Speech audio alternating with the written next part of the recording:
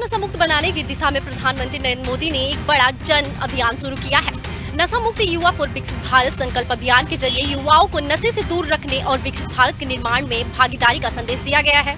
प्रधानमंत्री ने साफ कहा कि ड्रग्स सिर्फ एक सामाजिक बुराई नहीं बल्कि दुश्मन देशों की साजिश का हिस्सा भी है।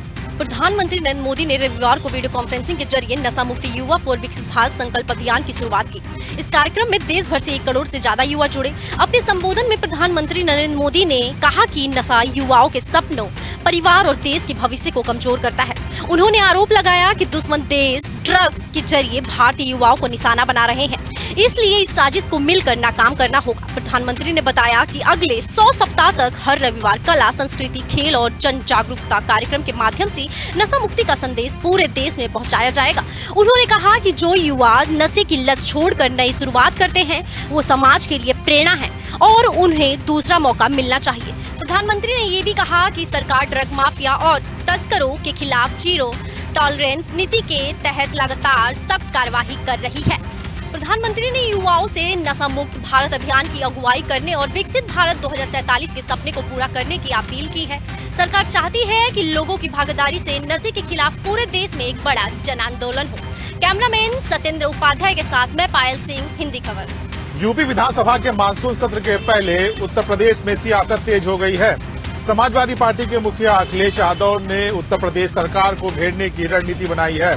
समाजवादी पार्टी के मुखिया अखिलेश यादव ने शिक्षा, बेरोजगारी, कानून व्यवस्था और बंद रहते हुए स्कूल को लेकर सरकार को घेरने की रणनीति बनाई है। उत्तर प्रदेश विधानसभा का मानसून सत्र सोमवार से शुरू हो रहा है। इससे पहले समाजवादी पार्टी ने सरकार को घेरने की पूरी तैयारी कर ली है। रविवार को प्रेस कॉन्फ्रेंस में सपा प्रमुख अखिलेश यादव ने कहा कि पार्टी के सभी विधायक सदन में शिक्षा, बेरोजगारी, पेपर लीक, आरक्षण, कानून व्यवस्था और बुनियादी सुविधाओं जैसे मुद्दे प्रमुखता से उठाएंगे। अखिलेश यादव ने आरोप लगाया कि भाजपा सरकार ने हजारों सरकारी स्कूल बंद कर दिए हैं, शिक्षकों की भर्ती नहीं की है और शिक्षा व्यवस्था को कमजोर किया है। उन्होंने दावा किया कि प्रदेश में सरकारी स्कूलों की संख्या और छात्र नामांकन दोनों में बड़ी गिरावट आई है, जबकि लाखों शिक्षकों के पद अब भी खाली हैं। सपा प्रमुख ने सरकारी स्कूलों में बिजली, शौचालय, पेयजल और कंप्यूटर जैसी बुनियादी सुविधाओं की कमी का मुद्दा भी उठाया है। उन्होंने कहा कि $1 ट्रिलियन की अर्थव्यवस्था का दावा करने वाली सरकार शिक्षा के बुनियादी ढांचे को मजबूत करने में पूरी तरह से विफल रही है।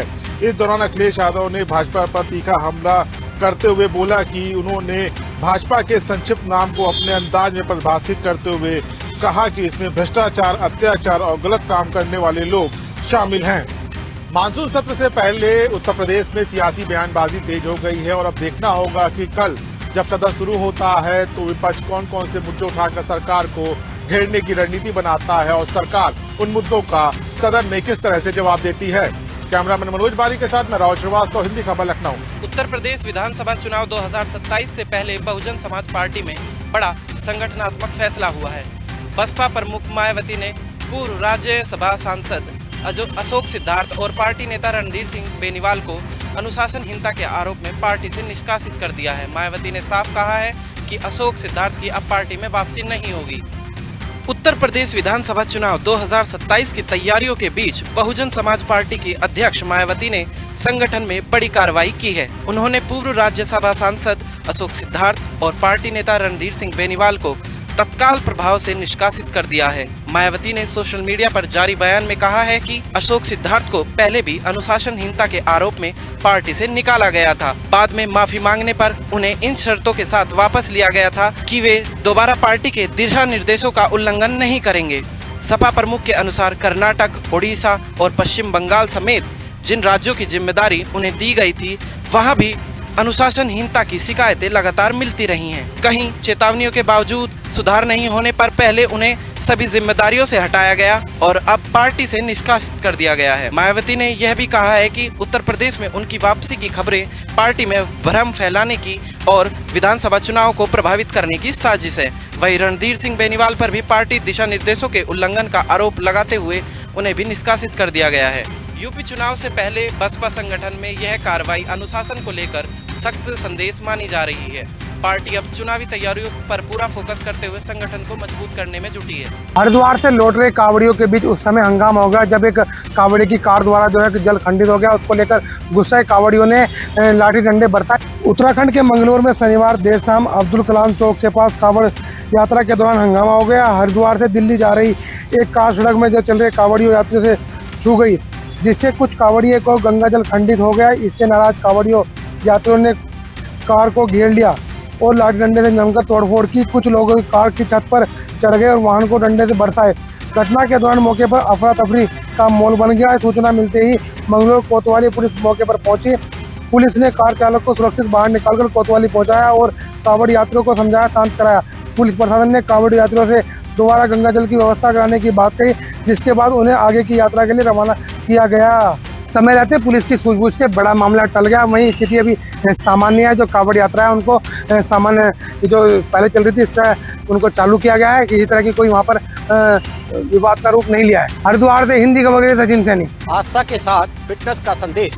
दिल्ली पुलिस के हेड कांस्टेबल अमित उर्फ मिट्ठू मदेरिया अनोखी कावड़ इन दिनों आकर्षण का केंद्र बनी हुई है। हरिद्वार से दिल्ली तक की यह यात्रा उन्होंने कावड़ को मिनी जिम के रूप में तब्दील किया है।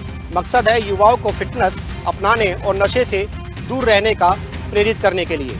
दिल्ली पुलिस के हेड कांस्टेबल अमित उर्फ मिट्टू मंदेरिया अपनी अनोखी जिम थीम वाली कावड़ को लेकर हरिद्वार से दिल्ली की यात्रा कर रहे हैं। बागपत के बामनोली में उनकी इस अनोखी कावड़ को देखने के लिए बड़ी संख्या में लोग पहुंचे।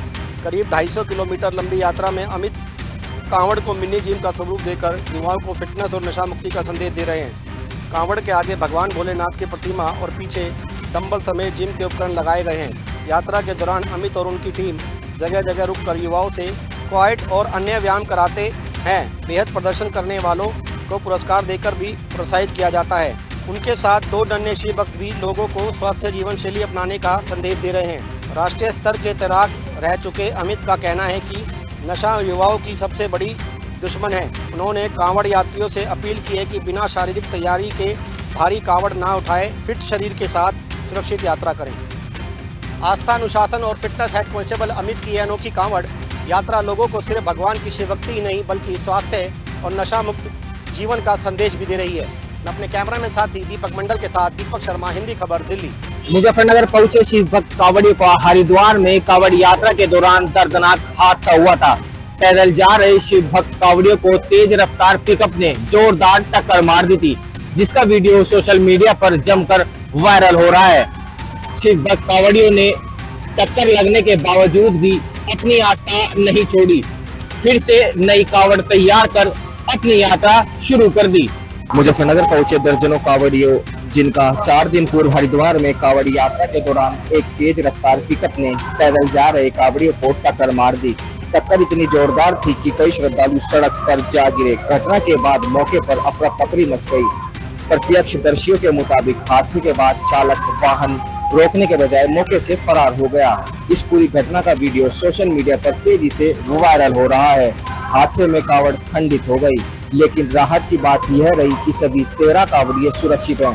ये सभी श्रद्धालु दिल्ली के उत्तम नगर के रहने वाले हैं और हरिद्वार से गंगा जल लेकर लौट रहे थे। घायल होने के बावजूद शिव भक्तों ने दूसरी पवित्र कांवड़ उठाई और बाबा भोलेनाथ का नाम लेते हुए अपनी यात्रा दोबारा शुरू कर दी। उनकी अटूट आस्था लोगों के लिए प्रेरणा बन गई।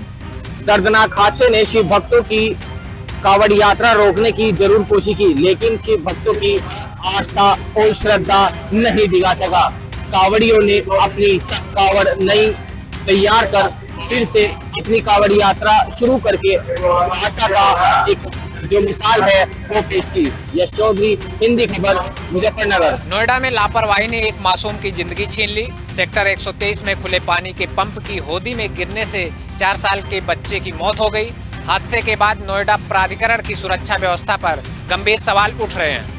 गौतम बुद्ध नगर के नोएडा सेक्टर 123 स्थित परथला गोल चक्कर के पास एक दर्दनाक हादसे में 4 साल के फिरोज आलम उर्फ गोलू की मौत हो गई। पुलिस के मुताबिक बच्चा झुग्गी बस्ती के पास बनी खुली पानी के पंप की होदी के पास गया था। इसी दौरान वह पानी से भरी होदी में गिर गया।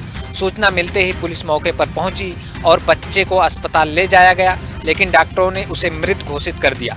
परिजनों का आरोप है कि पानी की होदी लंबे समय से खुली पड़ी थी और वहां सुरक्षा के कोई इंतजाम नहीं थे। उनका कहना है यदि होदी को ढका गया होता या सुरक्षा व्यवस्था होती तो यह हादसा टाला जा सकता था।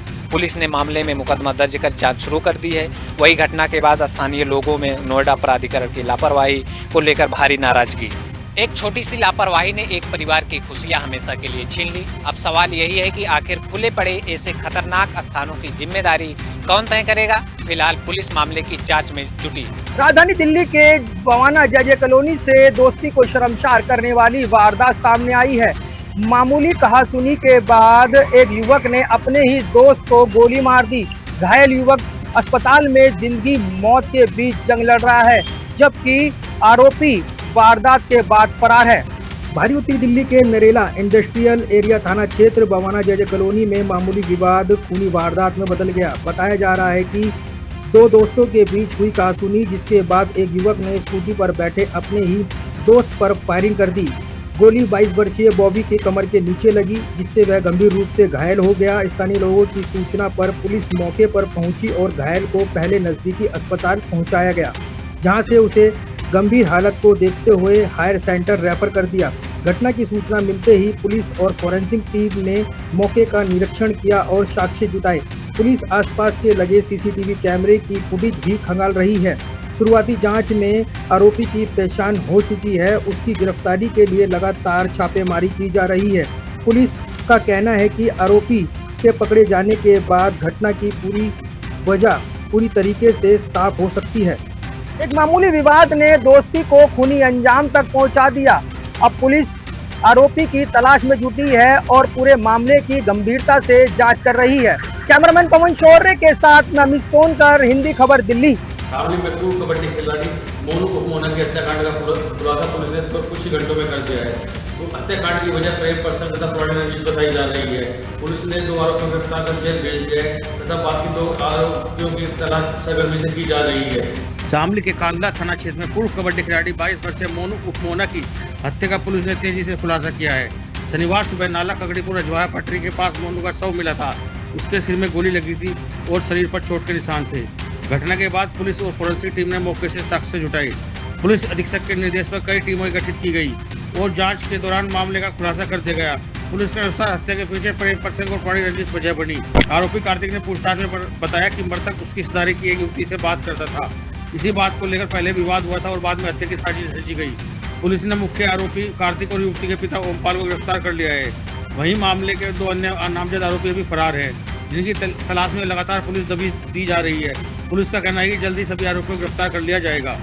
शामली पुलिस ने त्वरित कार्रवाई करते हुए मोनू हत्याकांड का खुलासा कर दिया है। अब देखना यह है कि इसमें जो बाकी पहलू है उसको पता जरूर पाएगा। जब बाकी तो 12 आरोपी गिरफ्तार कर लिए जाएंगे। हिंदी खबर के लिए उमंग अग्रवाल, शामली।